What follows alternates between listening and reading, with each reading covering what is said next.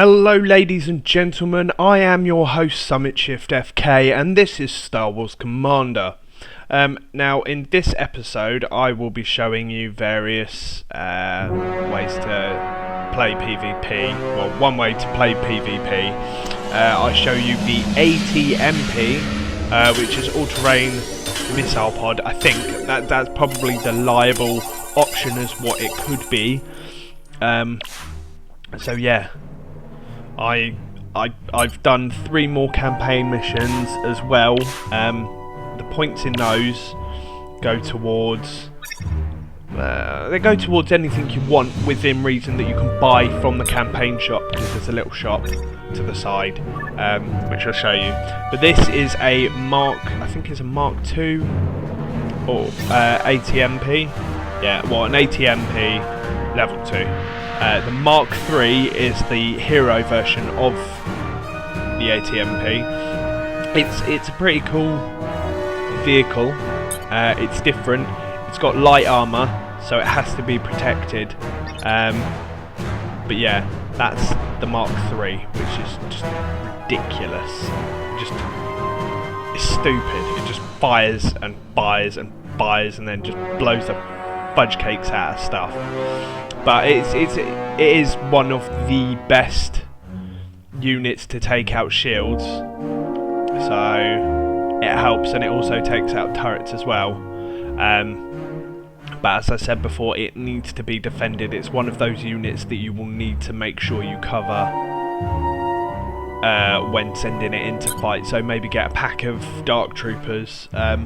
But you don't have to. I was going to say as well, when you start the campaign for the first time, your best bet is to use loads of stormtroopers, because these guys are expendable as anything. So use them for the first couple of chapters, and then once you move on to the further chapters later on, you need to make sure you build a research facility so that you can upgrade them. But yeah. And each level on the campaign has, like, I think 125 points, which you can use then in the shop. So yeah, pretty basic layout for a campaign mission. You've got 4 turrets.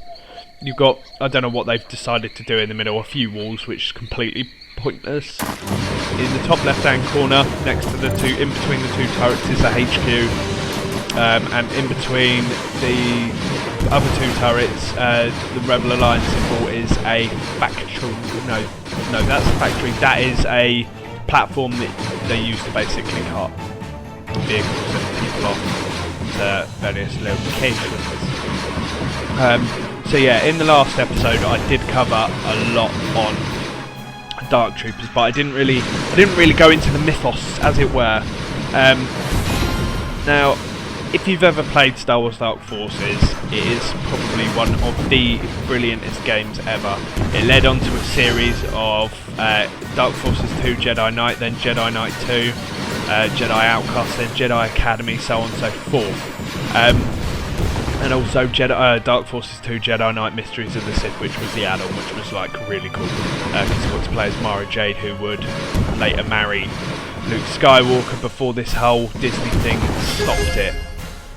But yeah, Dark Troopers were basically created to be, like, I don't know, it's hard to explain without me actually showing you Attack Base, which is a rebel outpost, and it's also the second mission in Dark Forces 2. You don't really get a feel for Dark Troopers, but when you play it, you get more of the sense that these aren't your average stormtroopers. They are capable of killing, and killing with ease. They basically come with repeater rifles, which fire 3 bolts. They're sort of like that. Well, put it right. Yeah, like that. It's like 2 at the bottom and 1 at the top. And they literally decimate anything. They land on planets the same way probe droids do in the pods. I think they're pretty much all machine. There's no human in them. And yeah, they are just ruthless and scary as fudge cakes. I mean, when you're a kid playing it at a young age, it's enough to make you see, like, worry. But nowadays games aren't as scary as they used to be. Games used to be really, really scary back in the day, but games now aren't so scary. So hopefully, cross keys, with Disney's acquisition of Star Wars and then them giving it to EA, and Visceral Games having a hand in making one of them, I really hope to God that they focus on a Death Troopers game, because I'd like to see that. As much as I'm scared of them, which I don't mind admitting, I would like to see a game based on Dark Troopers, because you don't get it. You see, like, the Imperial Army, you see TIE Fighter pilots, Stormtrooper, Desert Trooper, the lot, you see them all, but you don't get to see Dark Troopers, well, that I know of, at all, apart from in this game, and you don't get to see the zombified Stormtroopers.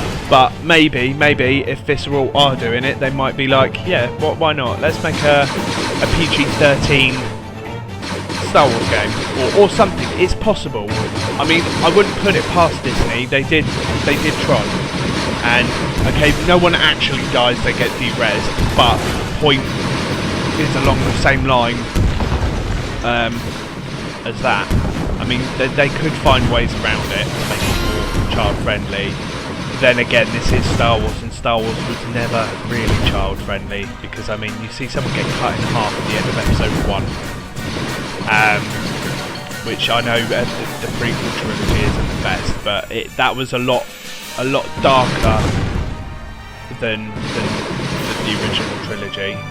But the original trilogy still had its points, like Luke Skywalker on Bespin getting his hand cut off. That was pretty traumatic. You see that? Holy shit, there's my hand. Fuck, it's gone. But yeah, I think they can probably get away with it, but who knows. Right, now, we're on the PvP battle. I'm fighting Maxi G, and I'll show you how to win it. ATST with miniguns straight away. Send in a pack of Dark Troopers. Done. Once the shield's down, which the Dark Troopers tend to take out first, I have a TIE Fighter Squadron. Now I use the TIE Fighter Squadron to obliterate the turrets. Or the things, but yeah. I love the TIE Fighters. It's so cool, they just appear and then like a bunch of things up. But yeah, your best bet is to get a horde load of Dark Troopers for PvP. Because they are like probably the best unit. Until I figure out, like, until I've leveled up my barracks and stuff and my headquarters, I won't know. Because the dewback troopers, they're good, but their animals take out walls, and that's it. So it's not really perfect. Yeah, that's pretty much how you take out a rebel base. I've been SumitshiftFK. Hope this video has been informative, as ever.